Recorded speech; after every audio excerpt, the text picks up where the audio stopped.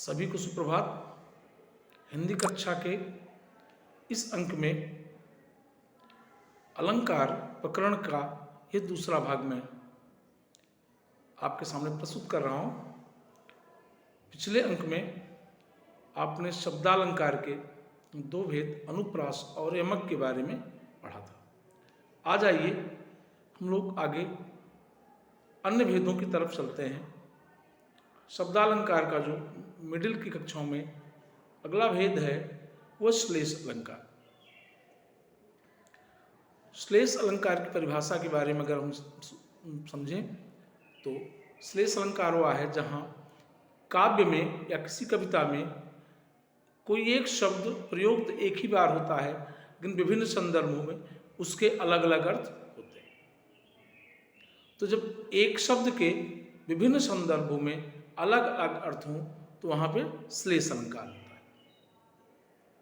फिर से इसको समझ लें, जब किसी कविता में किसी शब्द विशेष का एक बार ही प्रयोग हो परंतु अलग अलग संदर्भों में उसके अलग अलग अर्थ हों तो वहाँ पे श्लेष अलंकार होता है।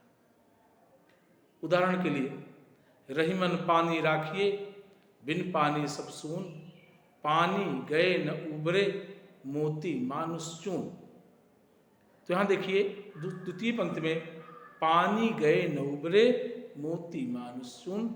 इसका आशय है कि पानी चले जाने के बाद मोती, मनुष्य और चूना ये तीनों ही नष्ट हो जाते हैं, इनका अस्तित्व समाप्त हो जाता है। अब देखते हैं किस तरह से पानी का अलग अलग अर्थ इन तीनों वस्तुओं के लिए। पहला, मोती। मोती की चमक उसका पानी है, उसकी चमक को पानी कहा जाता है। तो अगर मोती की चमक चली जाए तो वह बिल्कुल ही बेकार हो जाएगी, उसका कोई मूल्य नहीं रह जाएगा। मनुष्य के जीवन में पानी यानी सम्मान। गांव में लोग गुस्से में होते, कहते हैं तुम्हारा पानी उतार लेंगे, अर्थात तुम्हारा सम्मान नष्ट कर देंगे। तो मनुष्य का भी अगर सम्मान चला जाए तो वह एकदम ही मूल्यहीन हो जाता है, अर्थहीन हो जाता है, अपमानित हो जाता है। तो इस तरह मनुष्य के लिए पानी उसका सम्मान है। चूने के अर्थ में देखें तो चूने का पानी, अर्थात चूने में पानी पड़ जाए तो भी चूना बेकार हो जाता है और उसका पानी चला जाए तो भी चूना बेकार हो जाता है। तो यहाँ पे पानी शब्द का प्रयोग एक बार ही किया गया है परंतु उसके विभिन्न अर्थ अलग अलग आ रहे हैं। दूसरा उदाहरण लेते हैं। सुवर्ण को खोजत फिरें कवि व्यभिचारी चोर। यहाँ पे कहा गया है कि तीन व्यक्ति, कवि, व्यभिचार करने वाला और चोर, ये तीनों सुवर्ण को ही खोजते हैं। अब देखते हैं किस तरह से सुवर्ण का अर्थ तीनों के लिए अलग अलग है। कैसे? कवि के लिए सुवर्ण का अर्थ क्या है देखें। वर्ण माने अक्षर, सुवर्ण माने सुंदर वर्ण, सुंदर अक्षर। अर्थात कवि अपनी कविताओं में प्रयोग करने के लिए सुंदर सुंदर वर्णों को खोजता रहता है। और फिर व्यभिचारी के लिए क्या है? सुवर्ण यहाँ सुंदर स्त्री से इसका आशय है। जो व्यभिचारी पुरुष है वो सुंदर स्त्री को ढूंढता रहता है, सुंदर वर्ण को, सुंदर रंग को ढूंढता रहता है। और चोर, चोर के लिए सुवर्ण माने सुवर्ण, सुवर्ण माने सुवर्ण यानी सोना। चोर क्या खोजता है? सोना खोजता है। तो इस तरह हम देखते हैं कि चोर के लिए सुवर्ण का अर्थ सोना है, व्यभिचारी के लिए सुंदर स्त्री है और कवि के लिए सुंदर अक्षर है। तो आपने देखा एक ही वर्ण एक बार ही आया है परंतु उसके विभिन्न आशय निकल रहे हैं अलग अलग परिप्रेक्ष्य में। तो जब इस तरह किसी एक शब्द के अलग अलग परिप्रेक्ष्य में एक बार प्रयोग होने पर ही अलग अलग अर्थ निकलते हो तो वहाँ पे श्लेष अलंकार होता है। अगला अलंकार इस क्रम में है अर्थालंकार आ जाता है इसके बाद। तो यहाँ पे है उपमा अलंकार। उपमा अलंकार जैसा नाम से स्पष्ट है कि उपमा जो है अर्थात दो वस्तुओं में तुलना करना उपमा कहलाता है।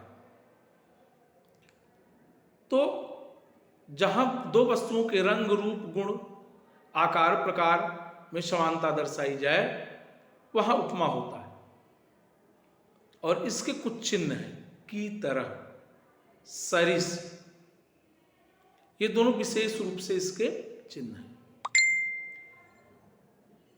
पीपर पात सरिस मन डोला, पीपर पात सरिस मन डोला, अर्थात जो मन है वह पीपल के पत्तों की तरह डोल गया। तो यहां पे मन की तुलना पीपल के पत्तों से की जा रही है। दूसरा है भरत सरिस को राम स्नेही, यहां कहा गया भरत के समान राम का प्रिय कौन हो सकता है। तो भरत की तुलना बहुत लोगों से की गई, परंतु कोई भी भरत के समान राम का प्रिय नहीं निकला। भरत सरिस को राम स्नेही, काजल की रेख सी कतार है खजूर की, खजूर के वृक्षों की कतार समुद्र के किनारे रेतीले प्रदेश में है। कवि कहता है ऐसा लगता है दूर से देखने पर जैसे काजल की रेखा बनाई गई। तो बड़ी सुंदर उपमा है। उपमा के बारे में कहा जाता है कालिदास सबसे अच्छी उपमा देने वालों में है। तो भी आप याद कर लीजिए, उपमा कालिदासस्य, उपमा कालिदासस्य, अर्थात उपमा अलंकार के सबसे अच्छे सर्जक, सबसे अच्छे कारीगर कहें तो कालिदास को ही कहा जाता है। तो आज के इस अंक में हमने आपको दो अलंकार पढ़ाए, श्लेष और उपमा अलंकार। अगले अंक में हम लोग आगे के अलंकारों को पढ़ेंगे। आप इसी तरह हमारे चैनल पे आते रहें, सब्सक्राइब करें, शेयर करें, और आपको विभिन्न नए नए व्याकरण के प्रकरण मिलेंगे। और आने वाले दिनों में साहित्य के प्रकरण कुछ आपको वीडियो के रूप में प्रस्तुत करूंगा। बहुत बहुत धन्यवाद।